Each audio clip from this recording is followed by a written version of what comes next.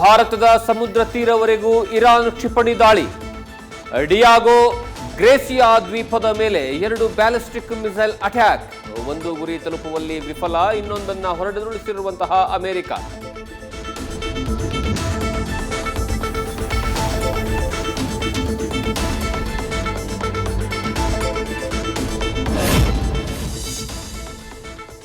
ಹಿಂದೂ ಮಹಾಸಾಗರವರೆಗೂ ಬಂತು ಇರಾನ್ನ ಕ್ಷಿಪಣಿ.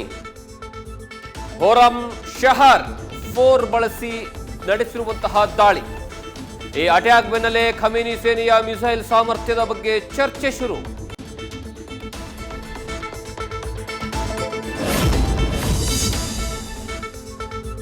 ಲಾರಿ ಹರಿದು ತಾಯಿ ಜೊತೆಗೆ ದೇವಸ್ಥಾನಕ್ಕೆ ತೆರಳುತ್ತಾ ಇದ್ದ ಪುಟ್ಟ ಬಾಲಕಿ ಸಾವು. ಬೆಂಗಳೂರಿನ ಹನುಮಂತೇಗೌಡನ ಪಾಳ್ಯದಲ್ಲಿ ನಡೆದಿರುವಂತಹ ದುರ್ಘಟನೆ. 4 ವರ್ಷದ ನಿಶಿಕಾ ಕೊನೆಯುಸಿರು, ಪೋಷಕರ ಆಕ್ರಂದನ.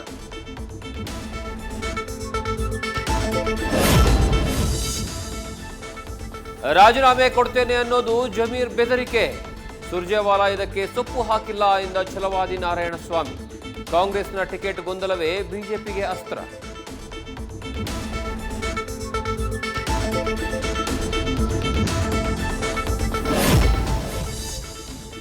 ಧುರಂಧರ್ 2 ನಿದ್ದೆ ಬರಿಸುವ ಸಿನಿಮಾ. ಥಿಯೇಟರ್ಗೆ ಹೋಗಿ ಸಿನಿಮಾ ನೋಡೋದು ವ್ಯರ್ಥ, OTTಯಲ್ಲೇ ನೋಡೋದು ಉತ್ತಮ ಎಂದ ರಮ್ಯಾ. ರಣವೀರ್ ಕೂದಲಿಗೆ ಪೋಷಕ ನಟ ಪ್ರಶಸ್ತಿ ಕೊಡಬೇಕು ಅಂತ ವ್ಯಂಗ್ಯ.